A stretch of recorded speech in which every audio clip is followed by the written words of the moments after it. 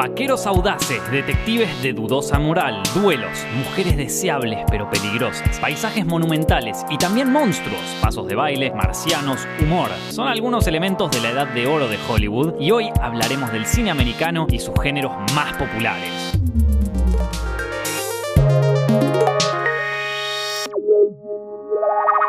Desde la llegada de productores independientes y la creación de los grandes estudios, Hollywood se consolidó como la más importante industria cinematográfica del mundo. Los ejecutivos encontraron la manera de combinar arte y negocios, contratando a buenos directores de distintas latitudes que contribuyeron a maximizar la calidad de los films. Desde el éxito que tuvo la polémica El nacimiento de una nación en 1915, se instauró un modelo de narración clásica que fue imitado por todas las películas hollywoodenses, más allá del género al que pertenecieran. En los años 30, predominaban las comedias, los musicales y las películas con gángsters. En 1939 se estrenaron dos superproducciones que se volvieron paradigmáticas de la meca del cine: El Mago de Oz y Lo que el viento se llevó. 1939 también quedó en la historia por un hecho menos agradable. Comenzó la Segunda Guerra Mundial, que se extendió hasta 1945. Una contienda de la que Estados Unidos quiso mantenerse al margen hasta el 7 de diciembre de 1941, cuando los japoneses atacaron la base de Pearl Harbor. A partir de allí, el ejército estadounidense intervino activamente. La industria del cine también lo hizo, pero desde otro lugar, con películas inspiradas en los sucesos del otro lado del océano y con otras que funcionaban a modo de propaganda. Dentro de las películas vinculadas al conflicto bélico, ninguna sobresalió tanto como la mítica Casablanca. ¿Cómo olvidarnos de aquella canción en el piano y obviamente de la despedida entre Ingrid Bergman y Humphrey Bogart, una despedida que seguramente pasó a toda la historia del cine? Durante aquella época de Hollywood cobraron preponderancia dos géneros que de alguna manera se relacionaban con lo que sucedía en la vida real: el western y el cine negro, mejor conocido como film noir.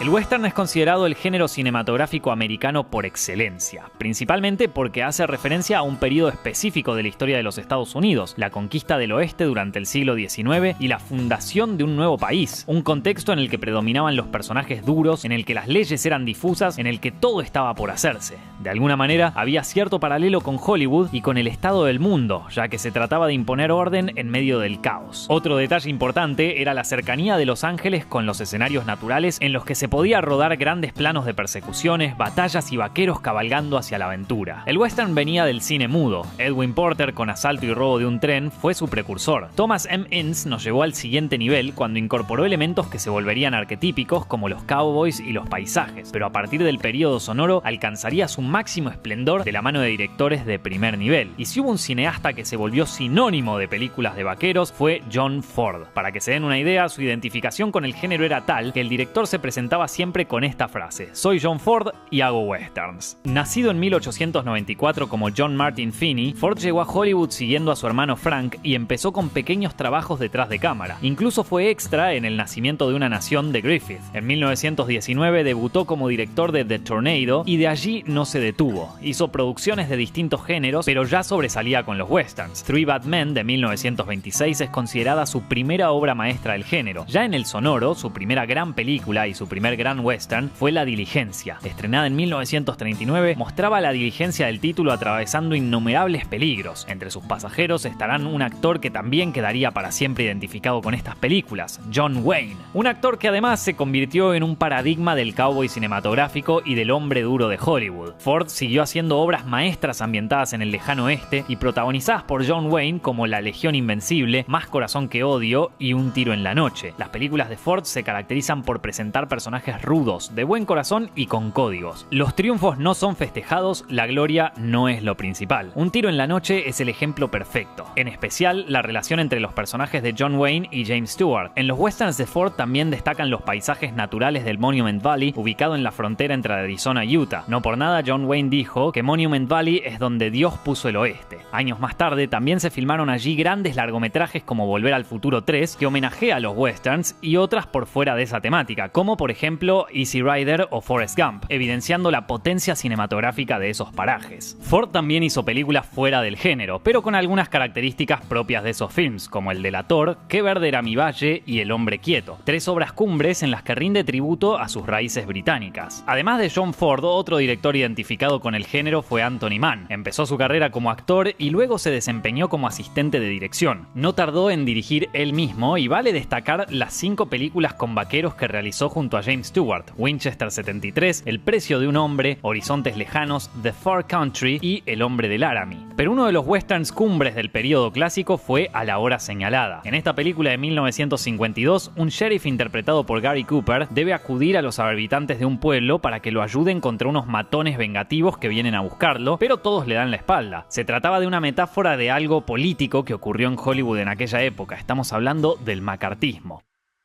Entre 1950 y 1956, el senador Joseph McCarthy inició una persecución contra todos los ciudadanos norteamericanos sospechosos de ser comunistas. Ya había comenzado la Guerra Fría, que mantuvo enfrentados a Estados Unidos y la Unión Soviética. Como consecuencia, hubo una lista negra en Hollywood que señalaba a actores y cineastas que veía afines al comunismo y les impedía trabajar. A la hora señalada transmitía indirectamente ese clima de sospechas y de abandono, pero sin descuidar un guión que posteriormente sería reciclado más de una vez. Ya vimos un poco del western, y otro gran género que tuvo su auge durante y después de la Segunda Guerra Mundial fue el film noir. El término se refiere a los policiales oscuros que se hacían en los años 40 y 50 y fue acuñado por el periodista francés Nino Frank. Años después, el ensayo Panorama du film noir américain de 1941 a 1953, escrito por Raymond Bord y Etienne Chaumeton, contribuyó a definir el género. Aunque, como dijimos, partía del género policial, el film noir no se trataba exactamente de un subgénero. De hecho, no siempre incluye policías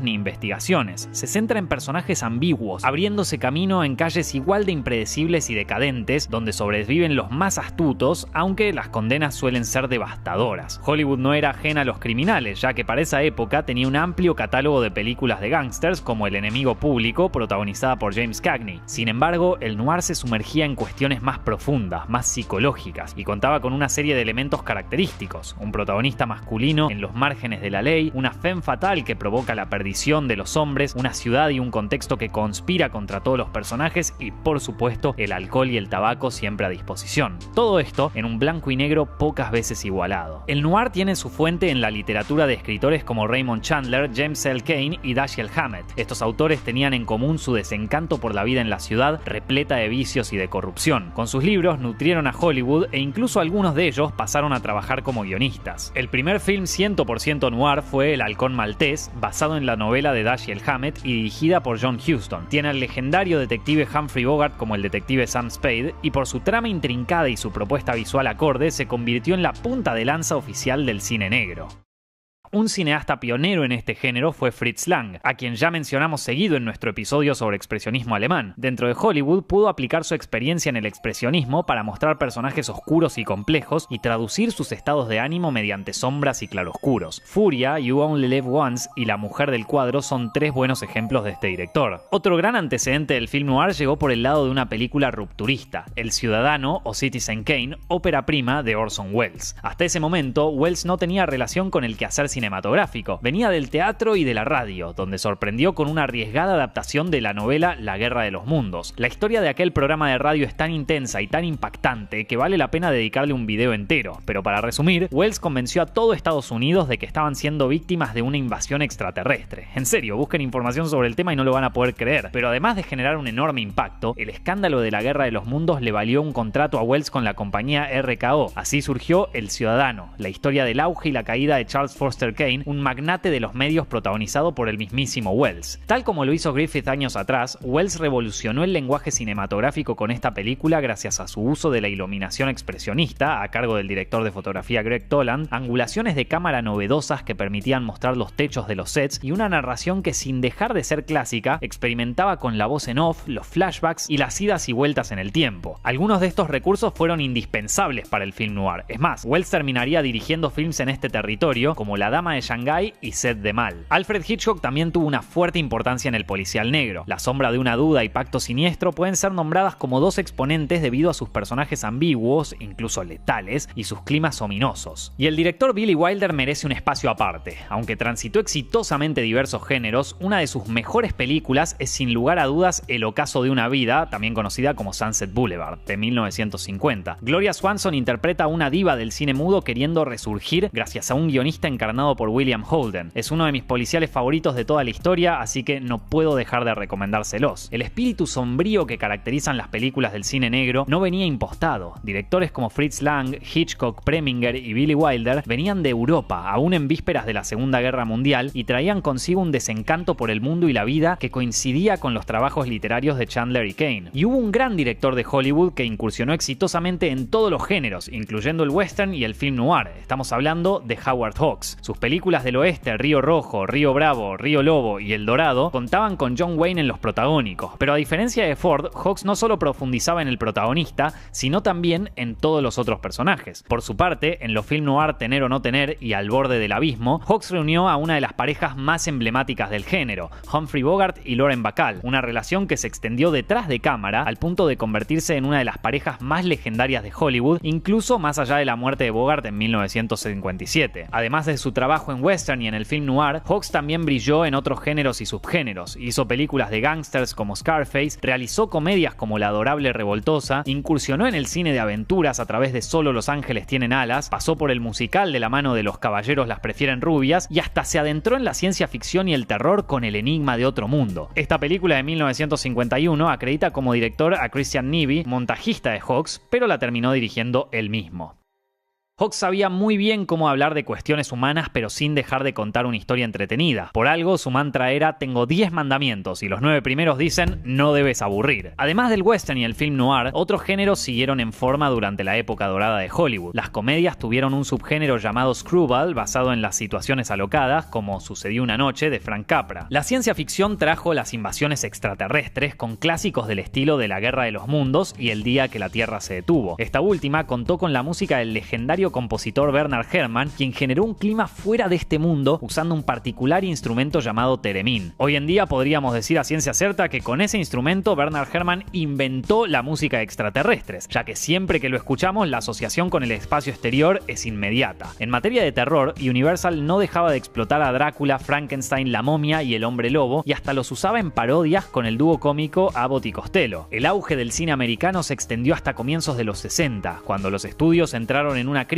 y debieron formatear sus mecanismos, pero las películas, los géneros, los actores y los directores, básicamente la manera de narrar en general, se volvieron emblemáticos e influyentes. Aprovechando la crisis de Hollywood, el cine europeo, particularmente en Italia, readaptó los géneros cinematográficos durante la década del 60. Los westerns italianos, que hoy conocemos como spaghetti western, tomaron la esencia de las películas del oeste, pero con personajes e historias más oscuras y violentas. Allí, a las órdenes de cineastas como Sergio Leone, fueron actores de Hollywood del calibre de Henry Fonda y promesas como Clint Eastwood. El bueno, el malo y el feo es uno de los grandes ejemplos de spaghetti western. El policial no se quedó atrás y fue reinterpretado en Italia a través de directores macabros como Mario Bava y Dario Argento. La violencia extrema y el uso psicodélico del color son algunos de los tópicos que caracterizaron a este subgénero italiano del policial, conocido hoy en día como giallo. Pero a pesar de esta reinvención, los géneros cinematográficos no se murieron en Hollywood. El film noir sigue pesando en el cine moderno, con exponentes que son denominados neo-noir. Drive, LA Confidential, Los 7 pecados capitales o Under the Silver Lake mantienen firmes algunas de las características del policial y le agregan la virulencia y dualidad moral que tanto caracteriza nuestra modernidad. Blade Runner de Ridley Scott, a pesar de ser ciencia ficción, suele ser incluida en esta categoría por su reinterpretación de los tópicos propios de aquellos clásicos. Y obviamente el más grande homenaje al film noir es El barrio chino de Roman Polanski, por su recreación de la época y de la esencia de aquellas películas. Los directores del cine clásico de la era dorada de Hollywood como Wells, Hitchcock, Ford y Hawks marcaron y continúan marcando a generaciones de cineastas, desde Steven Spielberg a J.J. Abrams, pasando por Francis Ford Coppola, Brian De Palma y Michael Mann. Son numerosos los exponentes que saben combinar profundidad y entretenimiento, continuando la mejor tradición del Hollywood clásico. Estos videos están hechos con el apoyo de nuestros queridos suscriptores de Patreon. Si quieren ver más videos así, por favor consideren apoyarnos en patreon.com/zepfilms, donde también podrán acceder a más contenido exclusivo, preguntas y respuestas y cosas muy especiales. Mi nombre es Nicolás Amelio Ortiz y nos estamos viendo la semana que viene.